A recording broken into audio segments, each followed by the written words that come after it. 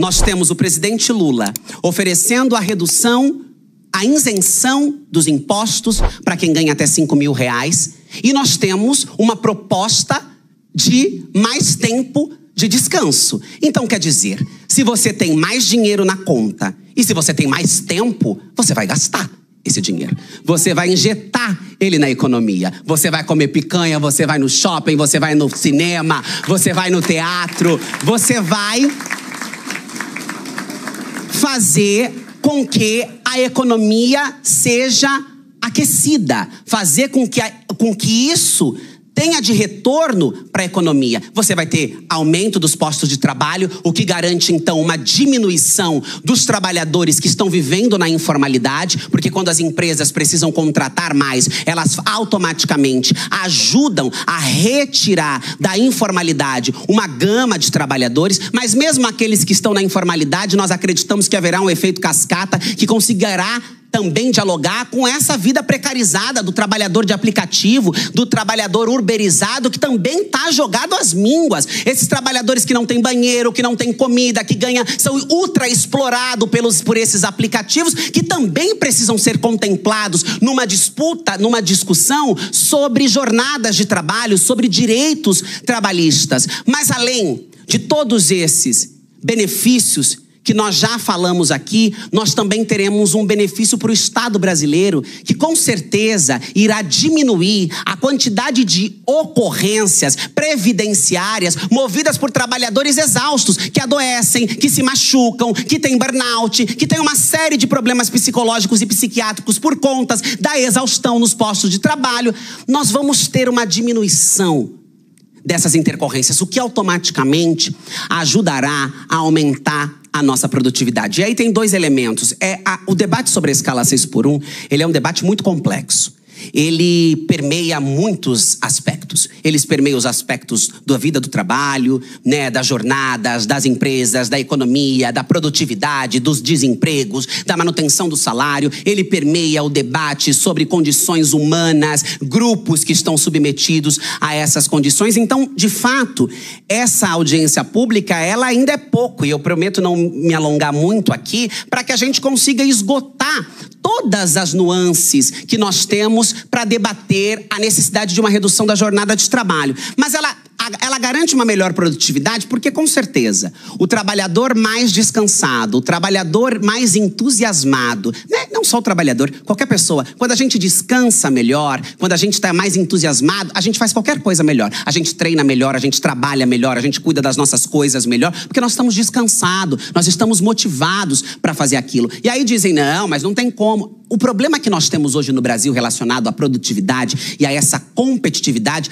não está atrelado à carga horária ou à jornada de trabalho. Está atrelado às dificuldades de tecnologias, de ferramentas, de condições de competitividade com empresas internacionais, multinacionais, que a gente não tem. Não é a jornada 4x3, 5x2, 6x1, não importa qual é, que justifica essa diminuição na produtividade. Agora, o trabalhador melhor descansado, nós temos mais investimentos, nós temos mais tecnologias, nós temos mais ferramentas.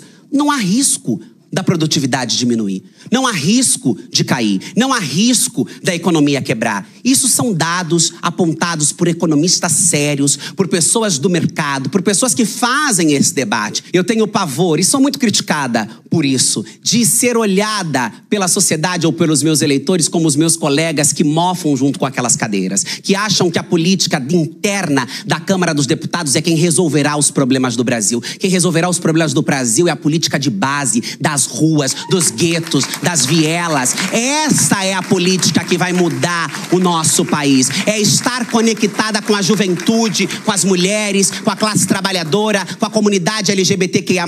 E, amores, nós não vamos nos conectar com esses grupos falando para a TV Câmara e para a TV Senado. Nós vamos nos conectar fazendo a política com a diversidade, com a alegria, com o pop que ela precisa fazer. E, de fato, fazendo uma política pop, eu coloquei na boca da população brasileira o debate sobre a 6x1. E aí cria-se uma indignação. Já é a deputada pop, já é a deputada que quer quebrar aqui esse dress code cafona da política. A gente não aceita isso, porque toda vez que ela quebra, ela aproxima a sociedade da política. E quanto mais perto da política a sociedade está, mais perigosa para a política é, porque os políticos querem todo mundo bem longe. Vamos deixar tudo as portas fechadas, a gente resolve, a gente decide, informa vocês e vocês só acatam. Mas aí tem um outro agravante. Eles não toleram e não suportam que uma mulher negra, travesti, de esquerda, tenha tido a capacidade de unir não só a esquerda, mas de colocar inclusive os deputados da direita e extrema-direita constrangidos para dizer, olha, vai ser difícil nós falarmos contra essa proposta.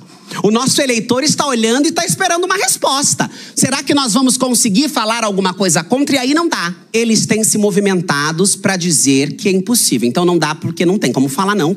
Como você vai falar não? Né? Quando você é um deputado que se diz bom moço, que vai na igreja, que usa os fiéis, que diz defender os trabalhadores, que diz estar do lado dos pobres e oprimidos, que denuncia um absurdo da roubo dos aposentados no governo atual, quando esse roubo aconteceu no seu governo. Quando você é essa pessoa que vive da hipocrisia, das máscaras sociais, da mentira, como é que você vai chegar lá e vai dizer, não, eu não acho que o trabalhador tem que descansar? Não dá. Então você precisa começar a criar medo no trabalhador.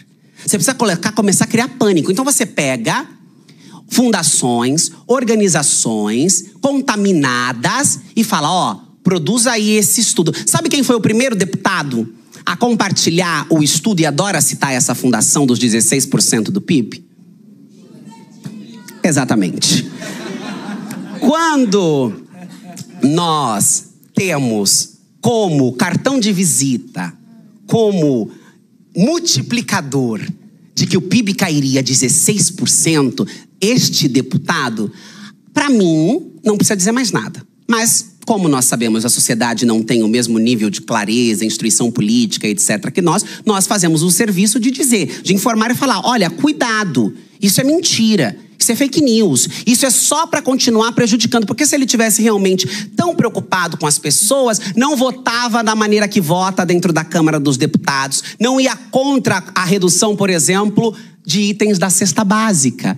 Né? E aí depois vota contra a redução dos itens da cesta básica e depois vai lá na tribuna da Câmara e diz que a comida está uma fortuna, que é um absurdo. O governo Lula vai destruir este Brasil, este país, sendo que ele mesmo foi o deputado, a bancada, o partido que votou contra reduções importantes, contra medidas econômicas necessárias para dar dignidade, qualidade aos trabalhadores e trabalhadoras do nosso país. Eu não quero fazer essa discussão sem trazer para o debate os setores empregatícios, os empregadores. Vamos ouvir. Cada setor tem as suas particularidades. O comércio tem a sua particularidade. O setor de segurança tem a sua particularidade. A saúde tem a sua...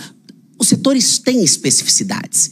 E é complexo. E nós precisamos ouvir para entender quais são as saídas que nós podemos apresentar para cada uma das situações. Agora, o que nós não podemos admitir é que se diga que não há condição de mudar. É que se diga que mudar destruirá a economia. É que se diga que o PIB vai cair 16% porque nós vamos dar 1 ou 2 dias de descanso ao trabalhador. Que nós vamos tirar postos de trabalho. Que nós vamos reduzir salário. Que nós vamos repassar essas baboseiras promovida pela extrema-direita, que só sabe promover mentira, caos e desinformação. Nisso a gente não vai cair.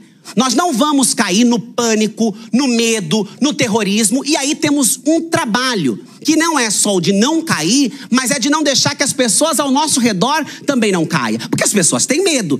Olham para a inflação, olham para os dados, olham para essas coisas e falam, meu Deus, mas será? Eu quero descansar, mas também quero comer, também quero continuar tendo meu salário, também quero continuar podendo sustentar a minha família. E aí cabe a cada um de nós, políticos ou não, sindicalistas ou não, militantes ou não, mas pessoas que estamos aqui entendendo que sim, não importa onde eu esteja, o que eu faça, esse debate é importante para o Brasil, multiplicar esta informação. Fazer com que ela alcance cada vez mais pessoas. E deixar grifado, marcado, muito forte, que o medo deles não está relacionado à economia.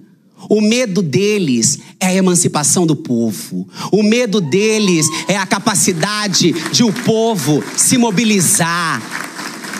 O medo deles é ver mulher, é ver preto, é ver bicha, é ver trabalhador estudando, se profissionalizando, descansando, vivendo a cultura, usufruindo da cidade. É isso que eles não querem. Eles querem continuar uma lógica exploratória, escravocrata, de alguém por cima e muitos por baixo, e se mantém a manutenção. Não é sobre economia, nunca foi sobre economia e nunca será sobre economia, porque nós já temos dados concretos que mostram que a economia brasileira suporta uma redução da jornada de trabalho. O inimigo desta gente somos nós que viemos de baixo, somos nós que carregamos esse país nas costas sem receber sequer um dia de descanso a mais. Só que não tem como conter.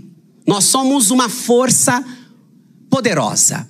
Nós somos uma força contaminante porque as elites são um grupo minoritário. Todo o resto é uma massa gigantesca de trabalhadores, de mães, de pais, de avós, de irmãos, de tios, de filhos, de LGBTs, de negros e negras, de gente que compõe a maior parte da sociedade. E este núcleo, esta gente, já não aguenta mais a escala de trabalho que nós temos hoje no Brasil.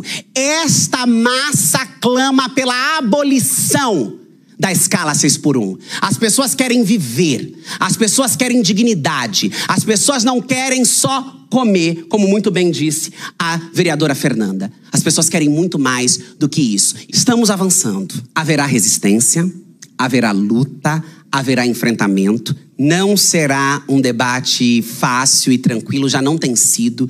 Isso tem me custado caro, porque quando eles não podem vencer no argumento, eles buscam então a covardia da ofensa, do ataque, do racismo, da misoginia, da transfobia. E de um tempo para cá, eu percebi o quanto eu tenho me tornado cada vez mais alvo e tenho estado cada vez mais vulnerável diante dos meus colegas no parlamento brasileiro, nas redes sociais e até mesmo nas ruas. A quantidade de ameaças de morte, a quantidade de chacota, de caricatice, de ridicularização que fazem com o meu nome, que fazem com a minha imagem. Mas eles só esqueceram de que eu sou uma travesti negra vivendo no primeiro país do mundo que mais mata. Eu sou fruto das esquinas, abandonada por minha mãe e minha família aos 14 anos de idade, e eu sobrevivi. Eu cheguei aqui. Eu estou aqui. Então, nunca foi, nem nunca será a cara feia, o ataque, a ameaça, a tentativa de intimidação que irá calar a minha boca ou paralisar os meus movimentos dentro ou fora da política.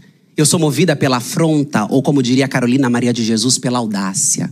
E é a audácia que nos faz transportar os montes. É a audácia, a ousadia e o abuso de olhar as elites dominantes de um país e dizer: vocês terão que nos engolir, promovendo mudanças e transformações radicais. Então que essa audácia, nas palavras de Carolina Maria de Jesus, possa seguir nos inspirando, nos motivando, nos apontando os caminhos para que nós possamos desbravar não só uma redução de jornada na escala de trabalho no nosso país, mas cada vez mais políticas públicas que levem dignidade, emancipação, poder, autonomia a todo o povo brasileiro.